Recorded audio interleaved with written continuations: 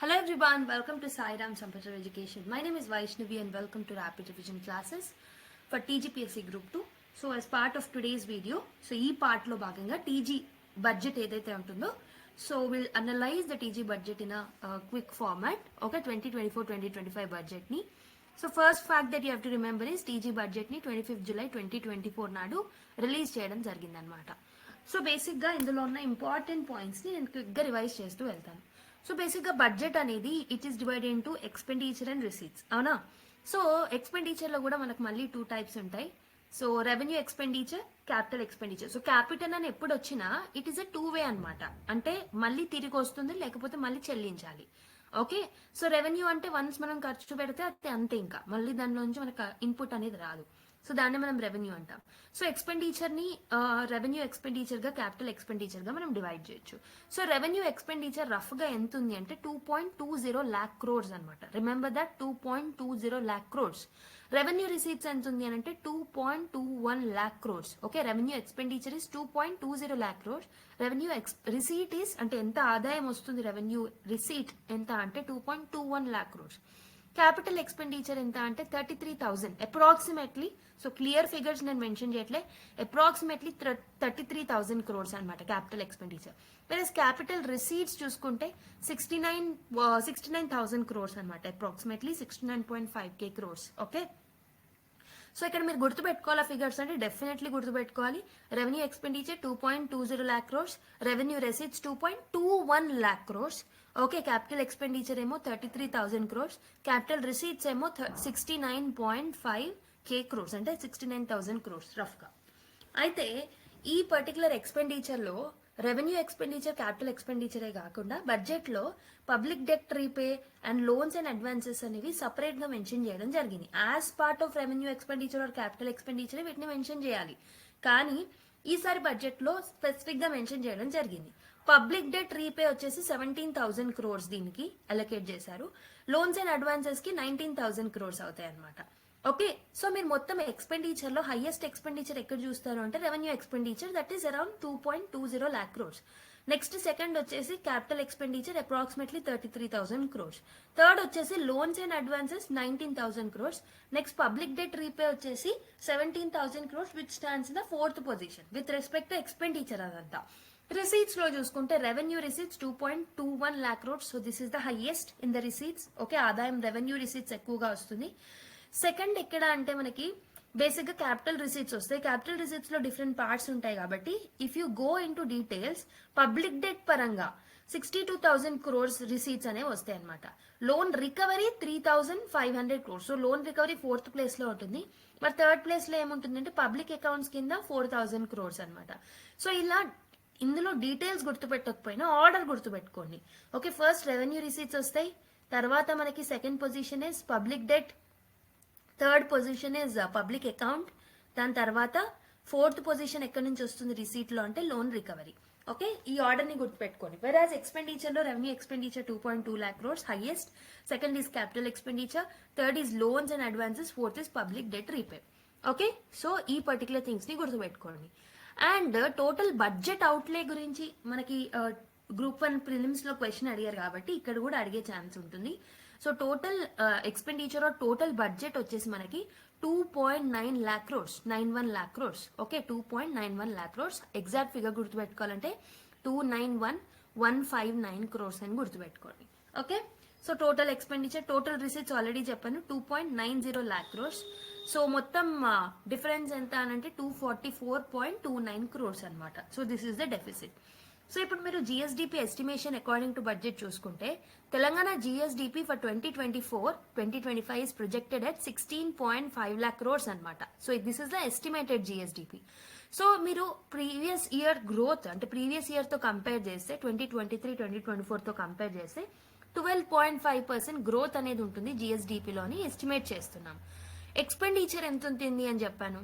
Expenditure total వచ్చేసి మనకి so it is 2.7 lakh crores, 2.7 crores అనమాట. ఓకే, సో 25% 2023 తో కంపేర్ చేస్తే 25% ఎక్స్పెండిచర్ అనేది పెరిగింది. టోటల్ రిసీట్స్ చూసుకుంటే మనము రిసీట్స్ ఇస్ 2.2 lakh crores అనమాట. సో 33% ఇంక్రీజ్ చూడడం జరిగింది. ఓకే, సో మరి ఇవన్నీ గుర్తుపెట్టుకోవాలంటే ఇక్కడ నేను ఆల్రెడీ ఈ ఫార్మాట్ లో మీకు గుర్తుపెట్టుకోమని చెప్పాను కదా, కింద నేను మెన్షన్ చేసినట్టు గుర్తుపెట్టుకోండి, ఈజీగా గుర్తుంటుంది. So revenue expenditure 2.2 lakh crores, okay, capital expenditure 33,000 crores, ఇలా గుర్తుపెట్టుకోండి, ఈజీగా గుర్తుంటుంది. Okay, so this is important. Revenue surplus అంటే ఏంటి? ఇప్పుడు మనము రెవెన్యూ ఎక్స్పెండిచర్ 2.20 lakh crores చూసాం, రెవెన్యూ రిసీట్స్ 2.21 lakh crores చూసాం. సో వీటి మధ్యలో వ్యత్యాసం ఏదైతే ఉంటుందో దాన్ని మనం రెవెన్యూ సర్ప్లస్ అంటాం. సో రిసీట్స్ 2.21 lakh crores అంటే రిసీట్స్ ఎక్కువగా ఉన్న ఎక్స్పెండిచర్ కన్నా, అంటే సర్ప్లస్ ఎంత ఉంది? 297 crores సర్ప్లస్ ఉందన్నమాట. If you're comparing with revised estimates of 2023-2024, 83% తక్కువ ఉందనే చెప్పొచ్చు. సో సర్ప్లస్ అమౌంట్ ఏదైతే ఉంటుందో లాస్ట్ ఇయర్ తో పోల్చి 83% తక్కువే ఉంది. బట్ హవెవర్ రెవెన్యూ సర్ప్లస్ ఉంది, that is around 297 crores. Again ఇక్కడ ఫిగర్ అనేది కూడా ఇంపార్టెంట్. ఓకే, ఫిజికల్ డెఫిసిట్ ఎంత ఉంది అంటే 3% of GSDP. So total physical deficit is 3% of GSDP. I'm thinking that మీకు ఈ టర్మ్స్ యొక్క మీనింగ్స్ అనేవి ముందే తెలుసు అని నేను అనుకుంటున్నాను, because we're only 2 days or 3 days away from the exam కాబట్టి I'm hoping that you all know the meanings of the terms. Okay, what are the policy initiatives from the budget అంటే labour financial assistance. So farm labour financial assistance చూసుకుంటే దీంట్లో ఒక new scheme తీసుకొచ్చాం to provide 12,000 annually to the agriculture laborers. Next housing కి సంబంధించి Indiramma housing scheme కింద 5 lakh assistance ఏదైతే ఉంటుందో దాన్ని ఇంక్రీజ్ చేసి 6 lakh అసిస్టెన్స్ ఇస్తున్నాం ఫర్ మెయిన్లీ SC/ST బెనిఫిషియరీస్ అనమాట. సో టోటల్ టార్గెట్ ఎంత అంటే 4.5 lakh హౌసెస్ ని మనం బిల్డ్ చేయాలనుకుంటున్నాం. సో ఇక్కడ assistant for SC/STs was increase to 6 lakhs. గుర్తుపెట్టుకోండి. విమెన్ ఎంటర్ప్రెన్యూర్షిప్ కోసం మనం ఇందిరా మహిళా శక్తి ప్రోగ్రామ్ ని ద్వారా 63 lakh ఉమెన్ ని ట్రైన్ చేస్తున్నాం అనమాట with the allocation of 1 lakh crores. Okay, Mahila Shakti programme with an allocation of 1 lakh crore 63 lakh women కి మనము ట్రైనింగ్ ఇవ్వబోతున్నాం అనమాట. ఇన్ఫ్రాస్ట్రక్చర్ డెవలప్మెంట్ చూసుకుంటే ఎక్స్పాన్షన్ ఆఫ్ హైదరాబాద్ మెట్రోని 5 new corridors, total length of 78 kilometers. సో ఎక్స్టెండెడ్ లెంత్ వచ్చేసి 78 kilometers. అండ్ ఆల్సో ఇన్ఫ్రాస్ట్రక్చర్ లో భాగంగా రీజనల్ రింగ్ రోడ్ ని కూడా డెవలప్ చేయబోతున్నాం విత్ కంబైన్డ్ స్పెండింగ్. సో ఇక్కడ రీజనల్ రింగ్ రోడ్ కి అండ్ ఆల్సో ఈ 5 న్యూ జోన్స్ ఆర్ కారిడార్స్ ని కలిపితే 52,000 crores దాని మీద స్పెండ్ చేస్తున్నాం అనమాట. Okay, 52,000 crores. ఫార్మ్ ఇన్సూరెన్స్ చూసుకుంటే state is to join Pradhan Mantri Fasal Bima యోజనని జాయిన్ అయ్యామన్నమాట, covering farmers premiums also. So ఇక్కడ ఏంటి మనం ఏమేమి గుర్తుపెట్టుకోవాలి? ఇన్ఫ్రాస్ట్రక్చర్ డెవలప్మెంట్ కి రీజనల్ రింగ్ రోడ్ డెవలప్ చేస్తున్నాం, 5 new corridors with the length of 78 kilometers చేస్తున్నాం. Women entrepreneurship Mahila Shakti programme 1 lakh crore spend చేస్తున్నాం, అలొకేట్ చేస్తున్నాం. 63 lakh ఉమెన్ కి ట్రైనింగ్ ఇస్తున్నాం. హౌసింగ్ వచ్చేసి 5 lakh నుంచి 6 lakh కి ఇంక్రీజ్ చేయడం జరిగింది for SC/ST beneficiaries with the target of 4.5 lakh houses. Farm labour financial assistant వచ్చేసి 12,000 మీ అందరికి తెలిసింది. అగైన్ ప్రధాన మంత్రి ఫసల్ బీమా యోజనలో జాయిన్ అయింది state. Okay, GSDP 2023-2024 Telangana GSDP constant prices కింద ఎంత ఉంది అని అంటే 7.4% అనమాట. If you comparing with the previous year that is 2022 to 2023 compare చేస్తే 6.9% అనేది ఉండేదన్నమాట అప్పుడు. మనకి ఇప్పుడు GSDP 2023-2024 estimation is 7.4. Okay, national జీడిపితో అంటే ఓవరాల్ ఇండియా నుంచి చూసుకుంటే మనకి మన GSDP is estimated to grow 8.2% అనమాట. Okay, national GDP is estimated to grow at 8.2, మనది తక్కువ, that is 7.4. National GDP growth estimated ఎక్కువగా ఉంది. సో అగ్రికల్చర్ సెక్టర్ వచ్చేసి 0.2% గ్రోత్ అనేది చూసాం. In comparison it witness 8% growth in 2022 to 2023. Okay, 0.2% growth అనేది agriculture లో చూస్తున్నాం. మ్యానుఫ్యాక్చరింగ్ సెక్టర్ లో 10.1% అండ్ సర్వీసెస్ లో 7.7%. In comparison it grew by 9.1%. Service sector 9.1% growth అనేది అయ్యింది 2022-2023లో. సో ఇక్కడ మీకు అగ్రికల్చర్ 0.25 ఇక్కడ మీరు చూసుకుంటే, and manufacturing sector growth is 10.1%. So ఇదంతా ఎక్కడ కాన్స్టాంట్ ప్రైసెస్ 2011-2012 తో కంపేర్ చేస్తే ఇదంతా గ్రోత్ అనమాట. నెక్స్ట్ సర్వీస్ సెక్టర్ 7.7% అని చెప్పాను. And total GSDP in comparison with national average 7.4 మనది, నేషనల్ లో 8.2%. ఓకే, ఈ పర్టికులర్ గ్రాఫ్ ని స్టడీ చేసే ఈ పర్టికులర్ పాయింట్స్ ని సెగ్రిగేట్ చేయడం జరిగింది. So per capital GSDP of Telangana in 2023-2024 వచ్చేసి మనకి 3,83,426 అనమాట. పర్ క్యాపిటల్ జీడిపి అనేది 3,83,426, 12% ఇంక్రీజ్ చూసాము. గుర్తుపెట్టుకోండి, పర్ క్యాపిటల్ జిఎస్డిపిలో మనం 12% ఇంక్రీజ్ చూడడం జరిగిందనమాట. In 2023-2024 agriculture, manufacturing and service sectors చూసుకుంటే, సో అగ్రికల్చర్ ఏమో 17.9% కాంట్రిబ్యూట్ చేయబోతుంది అండ్ 16.4% ఈస్ ఫ్రమ్ ఇండస్ట్రీస్. ఎక్కువగా వచ్చేసి సర్వీస్ సెక్టర్ నుంచి, that is 65.7%. So more service, దాని తర్వాత అగ్రికల్చర్, తర్వాత industries. Okay, so this is the contribution that these sectors are making to the economy. Okay, ఇదంతా current prices లో, not constant prices but current prices లో. Okay, so if you look at the economic growth overview, so ఇంతకు ముందు చెప్పిన points ఇవన్నీ. So agriculture 0.2% growth, manufacturing sector 10.1% growth, service sector 7.7% growth. Okay, sector contribution to GSDP again agriculture 17.9%, manufacturing 16.4%, services 65.7%. అంటే highest వచ్చేసి జిఎస్డిపికి ఎక్కువ contribute చేసేది service sector, దాని తర్వాత అగ్రికల్చర్ సెక్టర్, దాని తర్వాత manufacturing sector. Per capital already చెప్పాను, 12% గ్రోత్ అనేది చూసాం పర్ క్యాపిటల్ జిఎస్డిపిలో. So with 3.8 lakhs. Okay, so 12% increase over 2022-2023తో కంపేర్ చేసుకుంటే 12% గ్రోత్ అనేది చూడడం జరిగిందనమాట. ఓకే, సో ఫస్ట్ స్లైడ్ లోనే I told you revenue expenditure is 2.2 lakh crores అని. లాస్ట్ రివైజ్డ్ ఎస్టిమేట్స్ ఆఫ్ 2023తో కంపేర్ చేస్తే 32% రెవెన్యూ ఎక్స్పెండిచర్ అనేది పెరిగిందనే చెప్పొచ్చు. Capital expenditure again I shown you 33,000 crores రఫ్లీ అని చెప్పాను. ఇది కూడా we have okay 24% like down 24% from revised estimates 2023-2024. Okay, ఎందుకు తగ్గింది? 24% తగ్గింది అనమాట క్యాపిటల్ ఎక్స్పెండిచర్. ఎందుకంటే water and sanitation and urban development కి తక్కువగా అలొకేట్ చేయడం జరిగింది అనమాట. సో సెక్టర్ స్పెసిఫిక్ అలొకేషన్ చూసుకుంటే మనం అగ్రికల్చర్ లో అలొకేషన్, అగ్రికల్చర్ కి చేసే అలొకేషన్ పెరిగింది అనమాట. Okay, especially with 15,470 crores for debt relief. Debt relief K 15,470 crores ఖర్చు పెట్టడం జరిగింది కాబట్టి అగ్రికల్చర్ అలొకేషన్ అనేది పెరిగింది అనమాట. సోషల్ వెల్ఫేర్ చూసుకుంటే 7,376 crores. Okay, mainly for Aasara pension. SC/ST welfare programmes కి కూడా 95% ఎక్కువగా కాంట్రిబ్యూట్ చేస్తున్నాం అనమాట. ఇప్పుడు అర్బన్ డెవలప్మెంట్ కి సంబంధించి increase to 10,670 crores. Okay, mainly Musi river front development మీద ఎక్కువగా కాన్సన్ట్రేట్ చేస్తున్నాం. ట్రాన్స్పోర్టేషన్ లో చూసుకుంటే ఓకే, మహాలక్ష్మి స్కీమ్ కి యొక్క అలొకేషన్ అనేది పెంచడం జరిగింది with an allocation of 3,083 crores. Okay, so next already చెప్పాను బడ్జెట్ వచ్చేసి 2.9 lakh crores అని, అండ్ టోటల్ ఎక్స్పెండిచర్ అవన్నీ కూడా నేను ఆల్రెడీ మీకు చెప్పడం జరిగింది. రైట్, నెక్స్ట్ రెవెన్యూ సోర్సెస్ చూద్దాం. సో రెవెన్యూ సోర్సెస్ ఎక్కువగా ట్యాక్స్ రెవెన్యూ, అంటే ట్యాక్స్ రెవెన్యూ ఎక్కువగా వస్తుంది అనమాట. రెవెన్యూ ఎక్కడి నుంచి ఎక్కువ వస్తుంది అంటే ట్యాక్స్ రెవెన్యూ ఎక్కువ వస్తుంది. సో 1.38 lakh crores అనమాట. 24% ఇంక్రీజ్ చూస్తున్నాం ఈ ట్యాక్స్ రెవెన్యూలో. హైయెస్ట్ రెవెన్యూ వచ్చేసి మనకి ట్యాక్స్ రెవెన్యూ వస్తుంది. దాంట్లో మెయిన్ గా state GST 50,000 crores nearly. So జిఎస్టీలో కూడా, ట్యాక్సెస్ లో కూడా స్టేట్ జిఎస్టీ ఎక్కువ వస్తుంది. State VAT 33,000, state excise 25,000. Okay, అన్ని ఇంక్రీజే చూస్తున్నాం. ప్రీవియస్ ఇయర్ తో కంపేర్ చేస్తే ఇంక్రీజే చూస్తున్నాం. సో సెకండ్ వచ్చేసి, సెకండ్ ఎక్కువ రెవెన్యూ ఎక్కడి నుంచి వస్తుందంటే నాన్ ట్యాక్స్ రెవెన్యూ వస్తుంది.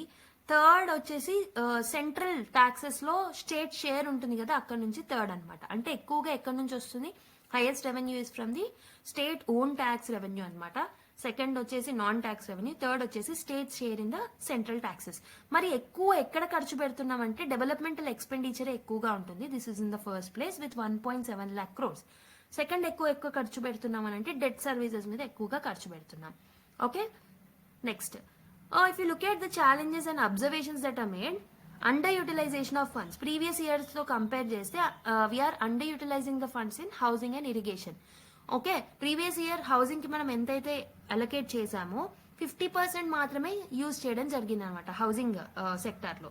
Okay, and high committed expenditure, ఎక్కువగా ఎక్స్పెండిచర్ కమిట్ అవ్వడం జరిగింది లాస్ట్ దాంతో చూస్తే. Pension and interest payments constitute significant portion. So expenditure లో కూడా ఎక్కువగా పెన్షన్స్ ఇవ్వడం, ఇంట్రెస్ట్ పేమెంట్స్ ఇవ్వడం, వీటిలోనే ఎక్కువగా ఖర్చు అయిపోయాయి లాస్ట్ బడ్జెట్ యొక్క అబ్జర్వేషన్స్ చూస్తే. అండ్ సెంట్రల్ గ్రాంట్స్ మీద ఎక్కువ డిపెండ్ అవ్వడం జరిగింది అనమాట లాస్ట్ బడ్జెట్లో. So mainly particularly welfare programmes కోసం సెంట్రల్ బడ్జెట్ మీద సెంట్రల్ గ్రాంట్స్ మీద ఎక్కువగా ఖర్చు పెట్టడం, లైక్ ఎక్కువగా డిపెండ్ అవ్వడం జరిగిందనమాట. Okay, so if you look at the contribution for different sectors, agriculture and allied activities లో మనం చూసుకుంటే ఓకే 51,463 మనం ఖర్చు పెట్టడం జరుగుతుంది అనమాట. సో 73% చేంజ్ అనేది చూస్తున్నాం if you're comparing with the previous.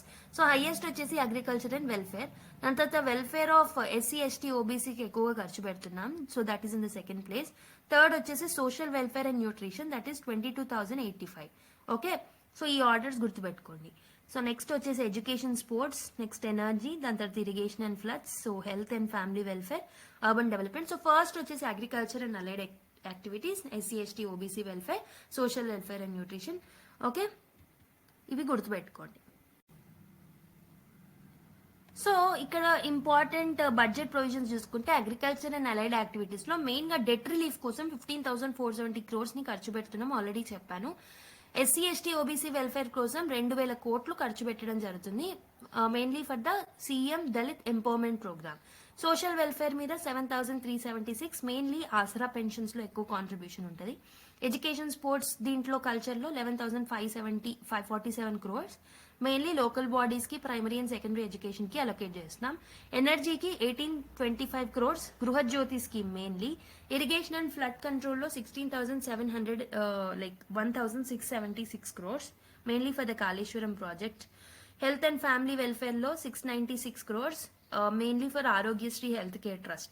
Urban development 1,500 crores, mainly for Musi river development, river front development. Rural development కి ఎంజీ నరేగా లాంటి వాటికి 1,773 crores. పోలీస్ కి వచ్చేసి డిస్ట్రిక్ట్ పోలీస్ మెయిన్ కి 4,228 crores అండ్ మహాలక్ష్మి స్కీమ్ కి వచ్చేసి 3,083 crores అనమాట. Okay, so if you look at the allocation, okay main గా average allocation if you compare the average allocation, so basic గా ఎడ్యుకేషన్ సెక్టర్ లో general గా 14% ఖర్చు పెడతాం, కానీ ఈసారి budget allocation only 8.6%, that is education budget అనేది తగ్గింది. హెల్త్ జనరల్ గా మనం యావరేజ్ గా చూసుకుంటే 6.2% ఖర్చు పెడతాం, కానీ ఈసారి 4.6, అంటే ఇది కూడా తగ్గింది. సో అగ్రికల్చర్ కి బేసిక్ గా మనం 5.9% ఖర్చు పెడతాం, కానీ ఈసారి 20.2%. So this will become a main thing అనమాట out of all of this things. అంటే చాలా ఎక్కువగా ఖర్చు పెడుతున్నాం, యావరేజ్ అలొకేషన్ కన్నా చాలా ఎక్కువగా ఖర్చు పెడుతున్నాం. రూరల్ డెవలప్మెంట్ 4%, యావరేజ్ వచ్చేసి 5%, అంటే again it is lower. Urban development general గా 3.4% ఖర్చు పెడతాం, కానీ ఈసారి 4.2%, అగైన్ ఇట్ బికేమ్ హయ్యర్. ఎనర్జీకి 4.7 ఖర్చు పెడతాం, but we are like allocating more, that is 6.4%, that is higher. So ఎనర్జీకి, అర్బన్ డెవలప్మెంట్ కి, అగ్రికల్చర్ కి ఎక్కువగా చేసాం, రూరల్ డెవలప్మెంట్ కి, హెల్త్ కి, ఎడ్యుకేషన్ కి తగ్గించాం అనమాట. Okay, so if you look at again ఇవి ఆల్రెడీ నేను మీకు చెప్పాను, 2.2 lakh crores వచ్చేసి మనకి revenue expenditure. Capital expenditure 33,000 crores, agriculture 72,000 crores, scheduled SC ST like scheduled caste sub plan ఏదైతే ఉంటుందో దానికి 33,000 crores అనమాట. పంచాయతీ రాజ్ కి 29,000, ఇరిగేషన్ కి 22,000 crores, ఎడ్యుకేషన్ కి 21,000 crores, ST sub plan, okay ST sub plan కి 17,000 crores, ఎనర్జీకి 16,000, హెల్త్ కి 11,000, హోమ్ కి 9,576, okay backward classes welfare 9,200, roads and buildings వచ్చేసి 5,790 అండ్ సివిల్ సప్లైస్ కి వచ్చేసి 3,836. ఓకే, సో అవే కంటిన్యూయేషన్. సో అగైన్ ఇక్కడ ఇంపార్టెంట్ వచ్చేసి గృహజ్యోతికి వచ్చేసి మనం 2,418, okay and also women and child వెల్ఫేర్కి వచ్చేసి 2,736 అనమాట. Okay, LPG cylinder 723 crores. Hyderabad specific allocation చూసుకుంటే అగైన్ ఇక్కడ ఇంకొన్ని ఇంపార్టెంట్ స్టాట్స్ ఇంపార్టెంట్ అవుతాయి.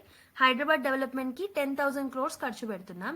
జిహెచ్ఎంసీకి ఎంత ఇస్తున్నారంటే 3,000 కోట్లు, హెచ్ఎండిఏకి 500 కోట్లు, ఓకే వాటర్ వర్క్స్ కి 3,355 కోట్లు, హైడ్రాకి 200. సో హైడ్రా గుర్తుపెట్టుకొని 200 crores ఎలకేట్ చేస్తున్నారు. హెచ్ఎండిఏకి 500, నెక్స్ట్ జిహెచ్ఎంసీకి 3,000 crores.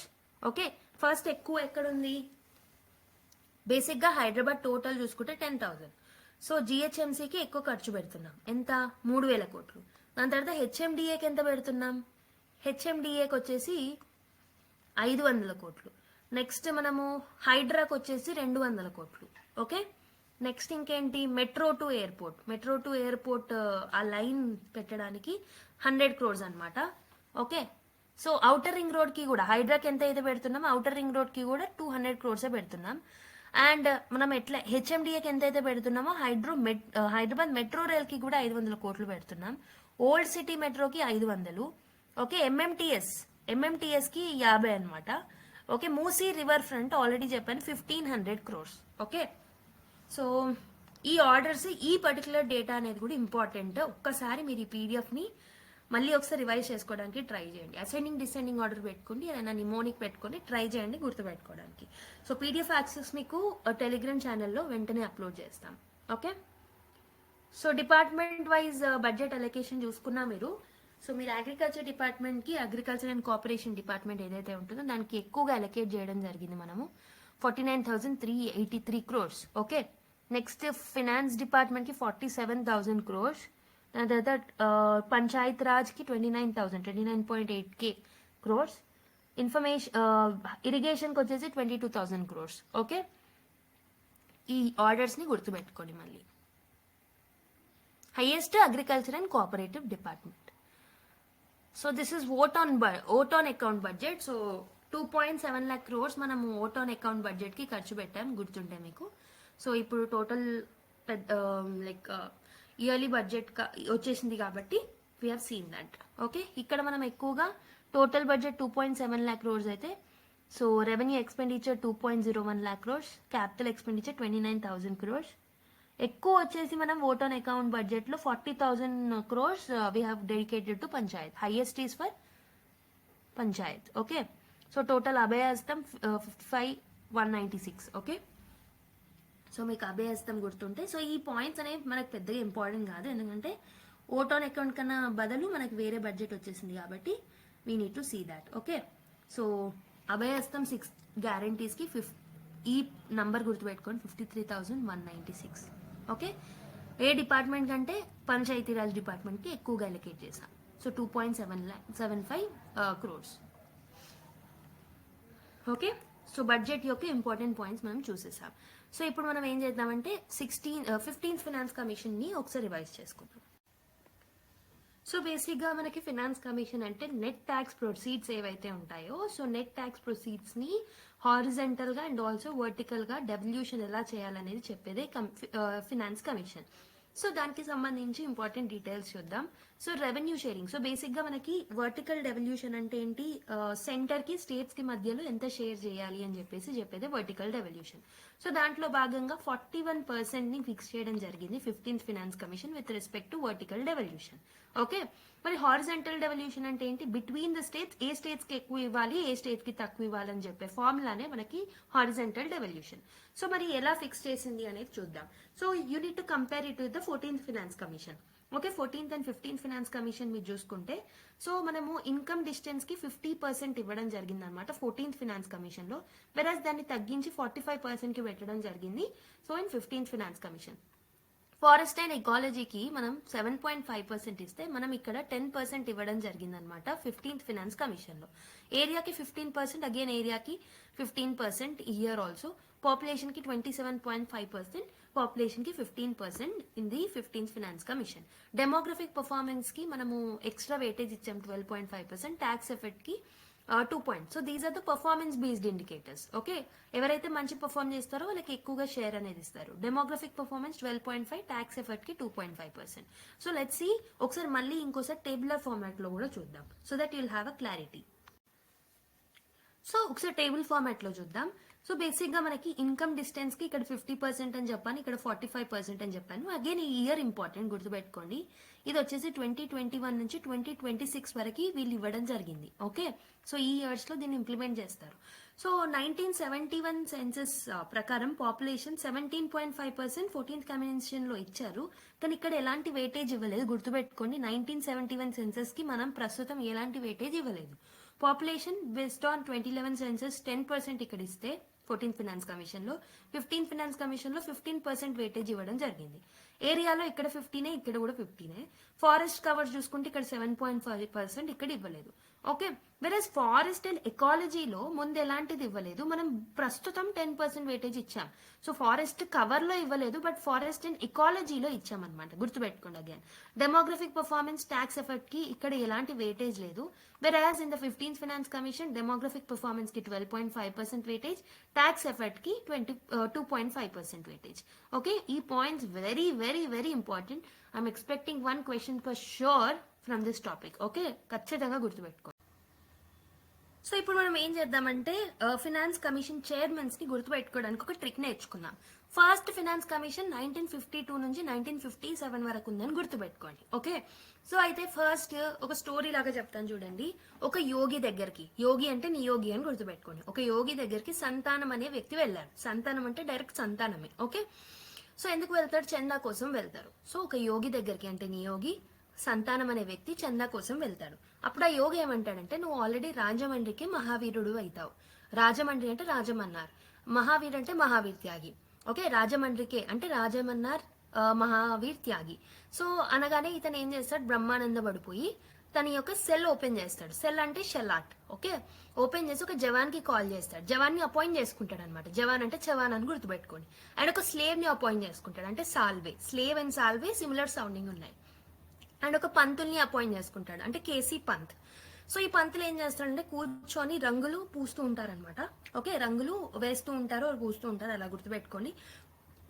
కూర్చొని అంటే కుస్రో, రంగులు వేయడం అంటే రంగరాజన్. ఓకే, ఇక్కడ వరకు ట్రిక్ అనమాట. దాని తర్వాత జస్ట్ విఆర్ఎస్ అని గుర్తుపెట్టుకోండి. వి అంటే విజయ్ కేల్కర్, ఆర్ అంటే వైవి రెడ్డి. ఓకే, ఎస్ అంటే Singh, NK Singh. Okay, so ఈ 3 విఆర్ఎస్ అని గుర్తుపెట్టుకోండి, లాస్ట్ 3. మిగతా అంతా స్టోరీ ఫార్మాట్ లో. ఒక యోగి దగ్గరికి సంతానం అనే వ్యక్తి చందా కోసం వెళ్తే, నువ్వు రాజమండ్రికి మహావీరుడివి అనగానే ఇతను బ్రహ్మానంద పడిపోయి సెల్ ఓపెన్ చేసి జవాన్ కి, స్లేవ్ కి, పంతులకి ఫోన్ చేస్తారు. ఈ ముగ్గురిని అపాయింట్ చేసుకున్న తర్వాత అంటే ఈ పంతులు ఏం చేస్తారంటే కూర్చొని రంగులు పూస్తూ ఉంటారు. ఓకే, సో ఈ ట్రిక్ ని గుర్తుపెట్టుకోండి. సో దీని తర్వాత ఏంటంటే మెయిన్ గా మనకి విఆర్ఎస్ అనేది ఇంపార్టెంట్. సో మీకు ఒక చిన్న క్వశ్చన్, 16th ఫైనాన్స్ కమిషన్ కి చైర్మన్ ఎవరో కామెంట్ చేయండి. This will be important one. Okay, recent one కాబట్టి ఇంపార్టెంట్. 16th ఫైనాన్స్ కమిషన్ కి చైర్మన్ ఎవరు? ఓకే, సో ఇది మీరు డెఫినెట్ గా చూసి కామెంట్ చేయండి. కామెంట్ చేస్తారని నేను అనుకుంటున్నాను.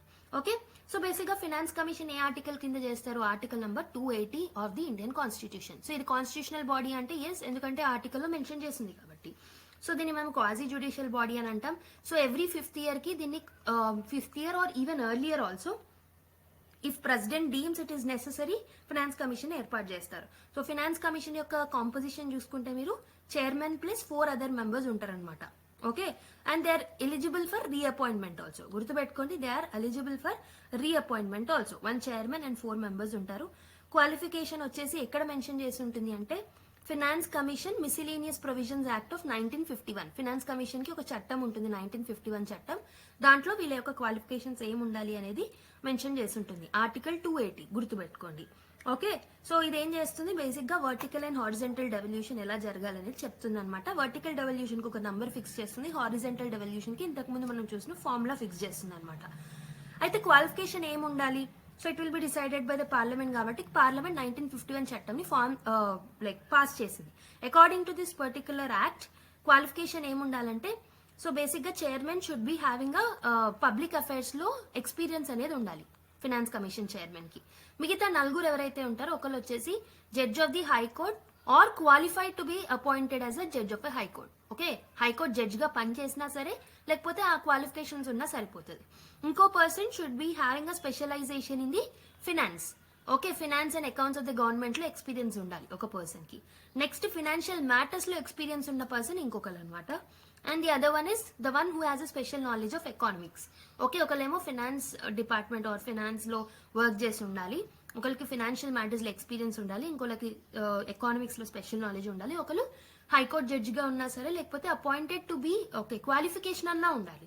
చైర్మన్ కి పబ్లిక్ అఫైర్స్ లో బేసిక్ గా ఉండాలన్నమాట. పబ్లిక్ అఫైర్స్ లో ఎక్స్పీరియన్స్ అనేది ఉండాలి చైర్మన్ కి.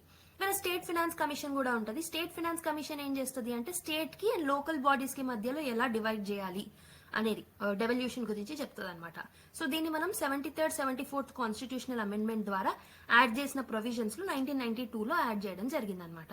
సో బేసిక్ గా స్టేట్ ఫినాన్స్ కమిషన్ ఏ ఆర్టికల్లో ఉంటుందంటే ఆర్టికల్ 243I అన్నమాట. ఓకే, 243I లో మనకి ఈ ఫినాన్స్ కమిషన్ గురించి ఉంటుందన్నమాట.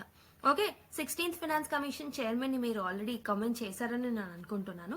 సో 16th ఫినాన్స్ కమిషన్ కి సంబంధించి టర్మ్స్ ఆఫ్ రిఫరెన్సెస్ ఆల్రెడీ ఇచ్చేశారు. So it should be actually distributing taxes between union and states and allocate its state shares also. Okay, so principles which governs the grants in aid from the consolidated fund of India should also be given according to article 275. Okay, state consolidated funds ని boost చేయడానికి ఎలాంటి measures తీసుకోవాలనేది కూడా 16th finance commission recommendations ఇవ్వబోతుంది. Okay, so ఇదన్నమాట. So finance commission గురించి ఇది prelims point of వ్యూలో ఇంపార్టెంట్ పాయింట్స్ ని నేను చెప్పేశాను. సో మీ యొక్క హోంవర్క్ ఏంటంటే 16th ఫినాన్స్ కమిషన్. సో ఇప్పుడు మనం నోబెల్ ప్రైజెస్ 2024 యొక్క ట్రిక్స్ చూద్దాం ఫాస్ట్ గా. Okay, first one is medicine or physiology. Okay, medicine అన్న ఫిజియాలజీ అన్న ఒకటే. సో దీంట్లో ఎవరికి వచ్చింది అని అంటే Gary Ruvkun, Victor Ambros.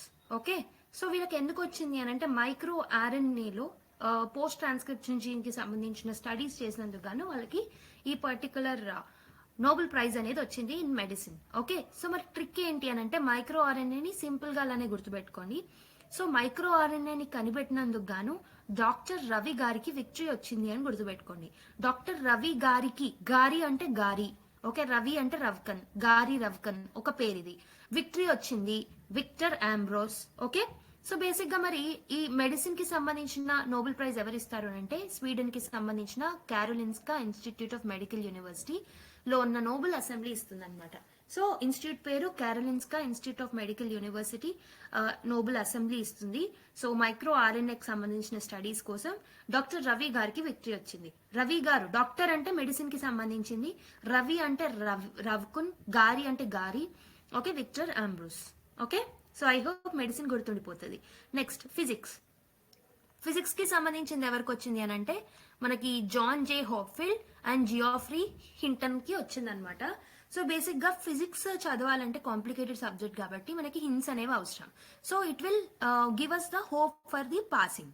Okay, so hints ద్వారా నేర్చుకుంటే మనం ఏదైతే ట్రిక్స్ హింట్స్ ద్వారా ఇప్పుడు ఎలా అయితే నోబెల్ ప్రైజెస్ నేర్చుకుంటున్నామో అలా ఫిజిక్స్ ని కూడా హింట్స్ ద్వారా నేర్చుకుంటే will get a hope for passing the exam. Hints అంటే ఏంటి? హింటన్. ఓకే, హింట్ అంటే హింటన్ అని గుర్తుపెట్టుకోండి. హోప్ అంటే హాప్ ఫీల్డ్. ఓకే, ఫిజిక్స్ కి సంబంధించిన ట్రిక్స్ కాబట్టి ఫిజిక్స్. ఓకే, ఫిజిక్స్ కి సంబంధించిన ఈ పర్టికులర్ వీళ్ళకి ఎందుకు వచ్చింది అని అంటే so machine learning and artificial neural network కి సంబంధించిన ఫౌండేషనల్ డిస్కవరీస్ అండ్ ఇన్వెన్షన్స్ చేశారు కాబట్టి వీళ్ళకి వచ్చింది.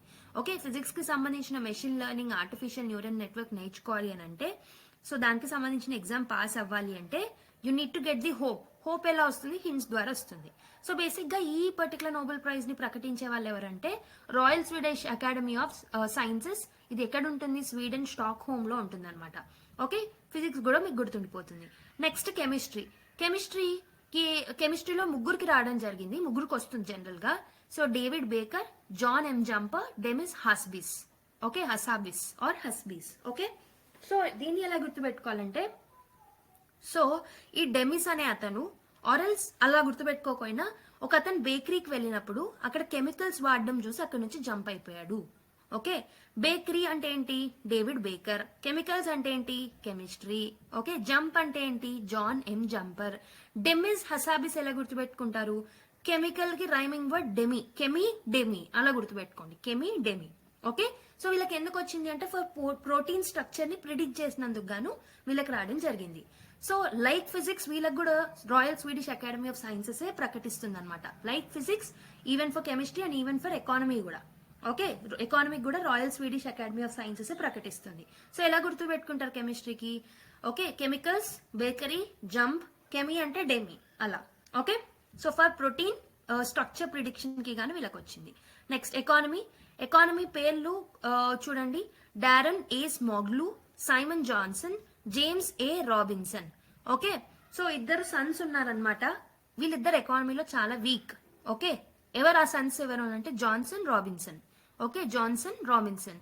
సో పిల్లల పేర్లు కొంచెం రైమింగ్ కలిసేటట్టు పెడతారు కదా, అలా జాన్సన్ రాబిన్సన్. వీళ్ళ ఎకానమీలో చాలా వీక్. ఓకే, చాలా మొద్దులు. తెలుగులో ఏమంటారు, మొద్దు అని అంటారు కదా, మోగ్లు. ఓకే, మోగ్లు అని గుర్తుపెట్టుకోండి. సో బేసిక్ గా వీళ్ళకు ఇచ్చేది ఎవరు అంటే Royal Swedish academy of Sciences ఇస్తుంది. సో వీళ్ళకి ఎందుకు వచ్చింది అని అంటే they have studied about how institutions will form and how it will affect the prosperity. Institutions ఎలా ఫార్మ్ అవుతాయి, how it will affect the prosperity అనేది వీళ్ళు చదవడం జరిగింది. సో నెక్స్ట్ వన్ వచ్చేసి లిటరేచర్ లో హ్యాంకాంగ్ అనే ఒక ఆవిడకి వచ్చిందనమాట. So she's a lady. So poetic prose that confronts historical traumas and exposes the fragility of human life. So historical traumas ki sambandhinchi how it will affect, she has exposed through her prose work, she has exposed the fragility of the human life anamata. దానికి గాను తనకి literature లో Nobel prize రావడం జరిగింది. So literature లో ఇచ్చేది కూడా royal Swedish academy of Sciences ఇస్తుంది. సో బేసిక్ గా హిస్టారికల్ ట్రామాస్ నుంచి బయటపడడానికి మనం ఏదైనా టూరిస్ట్ ప్లేస్ కి వెళ్తాం కదా, లైక్ ఎక్కడికైనా వెళ్తాం. సో అలా హాంకాంగ్ కి వెళ్ళడం జరిగింది అనమాట, అలా గుర్తుపెట్టుకోండి. సో హాంకాంగ్ కి వెళ్ళి ఒక బుక్ చదువుతున్నారు. ఎందుకు, హిస్టారికల్ ట్రామాస్ నుంచి బయటపడడానికి, అలా గుర్తుపెట్టుకోండి. నెక్స్ట్ పీస్ లో ఇచ్చేది ఎవరికి అని అంటే ఒక ఇన్స్టిట్యూషన్ కి ఇచ్చారనమాట. పీస్ కి సంబంధించి జపాన్ కి సంబంధించిన ఒక సంస్థ నిహాన్ హిడాన్క్యూ. ఓకే, నిహాన్ హిడాన్క్యూ ఇవ్వడం జరిగింది. సో బేసిక్ గా ఒక వర్డ్ గుర్తుపెట్టుకోండి సరిపోతుంది. ఆ వర్డ్ పేరు హిడెన్ పీస్ అనమాట. Hidden peace. ఓకే, ఆ వర్డ్ పేరు హిడెన్ పీస్. హిడెన్ అంటే ఇక్కడ హిడెన్ క్యూ అని ఉంది కదా, సో హిడెన్. ఓకే, పీస్ అంటే పీస్ కి సంబంధించిన అవార్డ్. ఓకే, సో పీస్ కి సంబంధించిన నోబెల్ ప్రైజ్ ఎవరు ఇస్తారు అని అంటే నార్వేజియన్ నోబెల్ కమిటీ ఇస్తుంది అనమాట.